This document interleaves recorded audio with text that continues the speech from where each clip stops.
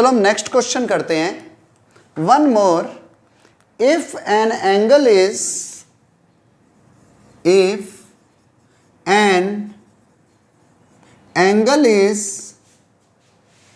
30 degree more then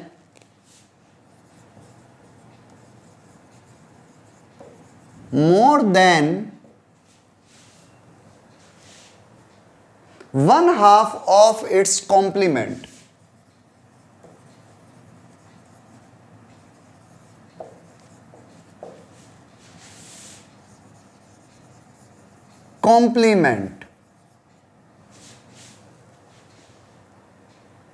then find the measure of the angles. Then find the measure of angles. Okay, करो आप इसे। चलो हम इसे सॉल्व करते हैं। देखो क्वेश्चन वाइज चलते हैं। If an angle is 30 degree more than 1/2 of its complement. Solution, हमने क्या करा, मान लिया let angle is equal to x, so its complement क्या होगा, complement will be 90 minus x, क्योंकि कॉम्प्लीमेंट्री एंगल क्या होते हैं जिनका सम 90 डिग्री हो। अब इसने कहा है कोई एंगल अपने 30 डिग्री मोर है देन 1/2 ऑफ इट्स कॉम्प्लीमेंट, तो कॉम्प्लीमेंट का 1/2 क्या हुआ, 90 माइनस एक्स बाई 2। ये एंगल अपने कॉम्प्लीमेंट के 1/2 से 1/2 का मतलब हाफ, 1/2 का मतलब डिवाइडेड बाई 2। ये एंगल अपने कॉम्प्लीमेंट के हाफ से 30 ज्यादा है, मींस इस एंगल में से इसके कॉम्प्लीमेंट का हाफ जब आप सब्ट्रैक्ट करोगे तो इट विल बी 30। अब आपको जस्ट इसे सॉल्व करना है, तो सॉल्व कर लो अकॉर्डिंग टू क्वेश्चन। यहां पर लिखना 2 को एलसीएम लेते ही it will become 2x minus 90 minus x equal to 30।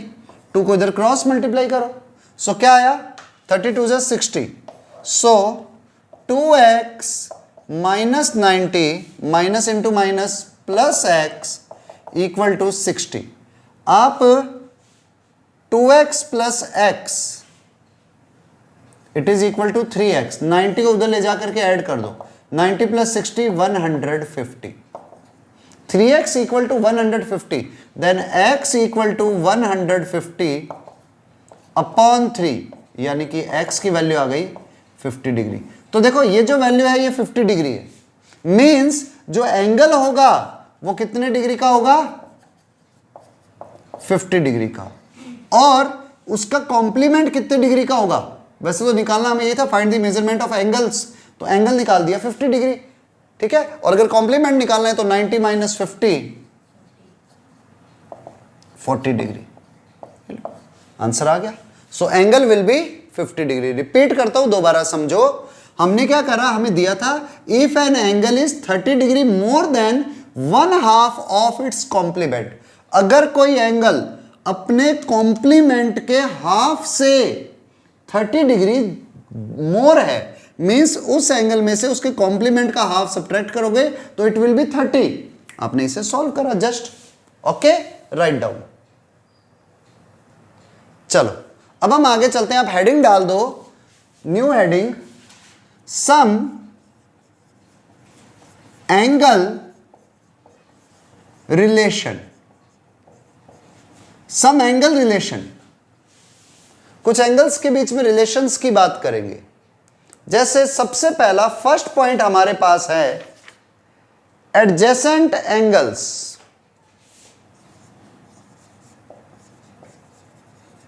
Adjacent angles, adjacent angles, heading डाल दो। देखो पहले हम इसे समझते हैं एडजेसेंट एंगल्स होते क्या हैं। आपके पास में देखो एडजेसेंट एंगल्स की बात करी है तो यहां पर पहले ये समझ देना 2 एंगल्स के बारे में बात हो रही है। ठीक है। अब मान लो मेरे पास में कोई भी टू एंगल है, एक एंगल तो ये हो गया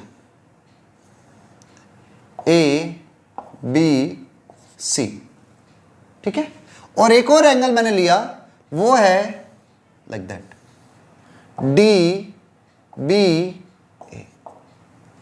तो जब मैंने इन दोनों एंगल्स को देखा तो ये दोनों अलग अलग एंगल्स थे, लेकिन एक मुझे खास चीज ये मिली, यहां पर भी बी ए है, यहां पर भी बी ए है। अगर मैं इसको उठा करके इस जगह पर शिफ्ट कर दूं, मतलब बी वर्टेक्स को यहीं ले जाऊं, ए को यहीं पर ही रख दूं, तो अब मेरे पास जो एंगल बनेगा वो कुछ इस तरह का होना चाहिए, डी बी ए, और इस ए बी के ऊपर सी और था तो ए बी सी। तो ये जो एंगल्स बन रहे हैं, ये एंगल जो बने, एक दिस वन और एक दिस वन, ये एंगल एडजेसेंट एंगल कहलाते हैं। रिपीट करता हूं, डायग्राम दोबारा बना करके थोड़ा सा समझता हूं। मींस आपके पास वो एंगल एडजेसेंट एंगल होंगे, जैसे ये लो वन मोर, ये रहा point A B C D. अब यहां पर ये जो टू एंगल्स हैं, इसको मैं थीटा लिख रहा हूं, इसको मैं लिख रहा हूं फाई, नाम दे रहा हूं। ये two angles theta and phi are adjacent angles, इन्हें हम एडजेसेंट एंगल्स कहते हैं। एडजेसेंट एंगल्स में खासियत क्या होती है, पहले ये समझो। आपके पास जो टू एंगल्स होंगे, उन टू में वन आर्म कॉमन होंगी, मतलब आपके पास टू एंगल बन रहे हैं, एक तो ये एंगल बना, एक ये एंगल बना, तो इन दोनों एंगल्स में खासियत क्या होगी, इसकी वन सिंगल आर्म कॉमन होंगी, पहली चीज। तो नंबर वन, इसकी डेफिनेशन है two angles are said to be adjacent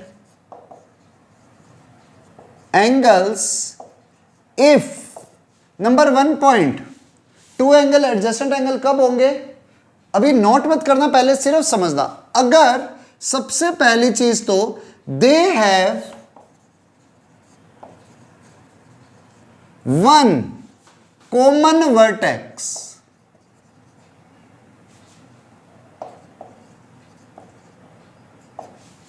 अगर उनका वर्टेक्स कॉमन हो तो यहां पर कॉमन वर्टेक्स है। Second step, they have one common arm, उनकी वन आर्म कॉमन हो। जैसे ये देखो, ये जो टू एंगल्स हैं, इसमें ये वन आर्म कॉमन है, ये इस एंगल में भी लग रही है और ये इस एंगल में भी है। थर्ड स्टेप, अब देखो इन एंगल में वन आर्म तो कॉमन हो गई, तो ये जो नॉन कॉमन आर्म है and non common arm is on opposite side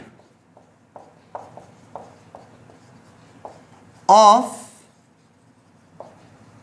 common arm. Repeat करता हूं, मतलब क्या हुआ इसका, सबसे पहली चीज, टू एंगल एडजेसेंट कब होंगे, अगर उसमें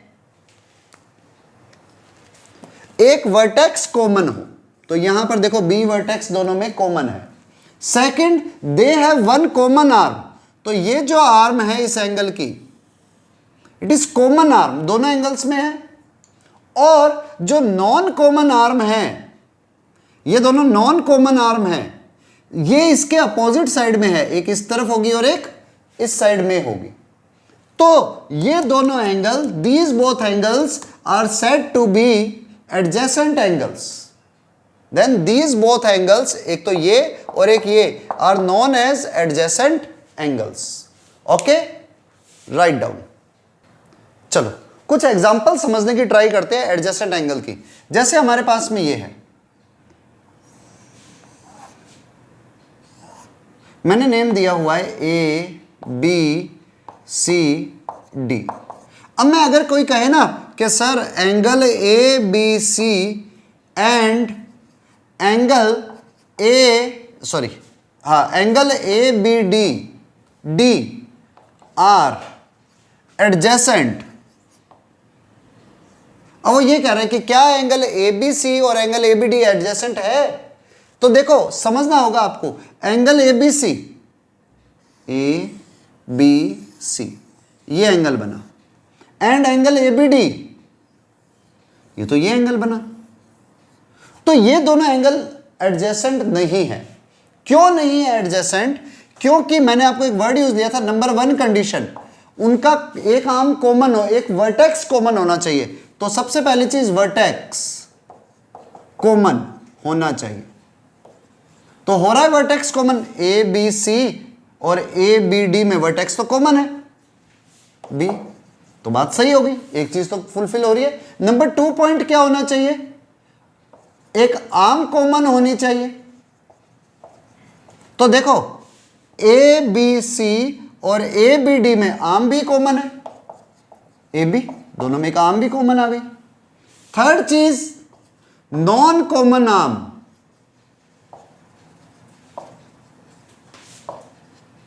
are on opposite side of common arm. Common arm के non common arms opposite side में होनी चाहिए। कॉमन आर्म कौन सी है? A M. अब इसके देखो ये वाली जो आर्म है ए सी और इस वाले एंगल की आर्म है, इसकी ए सी और इसकी ए डी, क्या सेम साइड में नहीं है? ये दोनों तो सेम साइड में होगी, मतलब ए बी के ये वाली आर्म और ये वाली आर्म सेम साइड में है। सो इसलिए ये कंडीशन फुलफिल नहीं हुई। तो ये एंगल ए बी सी और angle A B D adjacent angle नहीं है। रिपीट करता हूं, क्यों एडजेसेंट एंगल नहीं हुए? आपको सिर्फ पहले डायग्राम से समझने की ट्राई करनी। मैं एक बार रिपीट करता हूं, दोबारा से समझो। देखो मैंने लिखा एंगल ए बी सी और एंगल ए बी डी। तो पहली चीज तो मुझे इस एंगल ए बी सी को समझना चाहिए। एंगल ए बी सी है क्या? इसमें क्या चीज दी हुई है मुझे? ए बी सी में मुझे दिया हुआ इसकी आर्म कौन सी है, पहले वो लिखता हूं। एंगल ए बी सी, इसमें वर्टेक्स कौन सा है? बी, जो बीचों बीच होता है वो इसका वर्टेक्स होता है। इसकी आर्म कौन है? एक तो ए बी और एक ए सी, A B and A C, या आप sorry A B and B C, B C, B C, ये इसकी आर्म है। और एंगल ए बी डी है, उसका वर्टेक्स कौन है? जो बीच में होता है वो वर्टेक्स है, तो इसका वर्टेक्स हो गया बी। और इसकी आर्म कौन सी हुई? ए बी डी की आर्म कौन सी हुई? एक तो ए बी या बी ए लिख दो, और एक यहां पर भी बी ए लिख दो, चलो आसानी रहेगी, और एक बी डी। तो हमारे पास में ये जो दोनों आ गए स्टेप। अब क्या करो, सबसे पहली चीज इसका वर्टेक्स कॉमन होना चाहिए। तो ये रहा वर्टेक्स, इट इज कॉमन, काम हो गया। सेकेंड थिंग, आर्म कॉमन होनी चाहिए। तो ये रही बी ए और ये रही बी ए, तो आर्म भी कॉमन है, इसको बी ए लिख दो। Third step, non common arm. जो नॉन कॉमन आर्म होंगी, यानी कि ये देखो ये नॉन कॉमन आर्म है, बी सी और बी डी, ये नॉन कॉमन आर्म है, B C and B D, ये इस कॉमन आर्म के सेम साइड में नहीं होकर के अपोजिट साइड में होनी चाहिए। पर यहां पर क्या है, बी सी और बी डी दोनों की दोनों इस कॉमन आर्म के सेम ही साइड है, जो कंडीशन फुलफिल नहीं हुई, इसलिए ये एडजेसेंट एंगल्स नहीं है। Okay, write down. चलो वन मोर, लास्ट एग्जांपल लेते हैं, एडजेसेंट एंगल है या नहीं है। ये एक डायग्राम बन रहा है, एक लाइन है, एक एंगल बन रहा है यहां पर ऐसे, और एक एंगल बन रहा है यहां पर ऐसे। इसको नेम दिए मैंने P Q R S, P Q R and S, ये हमने पॉइंट्स ले लिए। अब मेरा क्वेश्चन है कि angle P Q S and R Q S adjacent angle है या नहीं है। PQS and RQS adjacent angle है या नहीं है। तो सबसे पहला काम, वैसे देखो आपको अगर आप ढंग से समझ जाओगे ना तो 1 मिनट में आपको पता चल जाएगा। PQS ये वाला एंगल होगा, एंड RQS ये वाला एंगल होगा। तो देखो इन दोनों एंगल्स, अब ये 2 अलग अलग एंगल है, इन दोनों एंगल में कॉमन आर्म कौन सी है? ये वाली। नॉन कॉमन आर्म किधर है? एक इधर है, एक इधर है। कॉमन वर्टेक्स कौन सा है? ये रहा। तो it means they are adjacent, वो एडजेसेंट होंगे। अगर यूं नहीं समझ आया तो आप ऐसे भी देख सकते हो, एंगल PQS, इधर लिख लो PQS के बारे में। इसमें वर्टेक्स कौन सा है और आर्म कौन सी है, ये आपको पता होना चाहिए। देखो वर्टेक्स हमेशा बीच वाला होता है, तो Q इज द वर्टेक्स। और आर्म कौन सी होगी? एक QP, एक QS, QP एंड QS। ऐसे RQS में, एंगल RQS में, ये नहीं लिखना मुझे, वर्टेक्स कौन है? बीच वाला Q, और आर्म कौन है? QR और QS, QR एंड QS। तो सबसे पहली चीज, vertex should be common. Vertex common हो रहा है, जो अपनी पहली कंडीशन थी। Second, arm should be common, one arm should be common. तो QS कॉमन आर्म हो रही है, सेकंड पॉइंट भी आ गया। QS और QS कॉमन आर्म है। अब नॉन कॉमन आर्म कौन सी है? QP and QR। ये कॉमन आर्म के अपोजिट साइड में होनी चाहिए, तो अपोजिट साइड में है, तो थर्ड केस भी फुलफिल हो गया। इसलिए दे आर एडजेसेंट एंगल, खत्म। नेक्स्ट आप न्यू हेडिंग डाल दो, linear pair of angles. Linear pair of angles, पहले समझना, लास्ट में नोट करना। आपके पास में कोई भी 2 एडजेसेंट एंगल्स है, 2 adjacent angles are said to be linear pair of angles if, देखो पहले तो 2 एडजेसेंट एंगल की बात हुई है। Adjacent angle means one common vertex.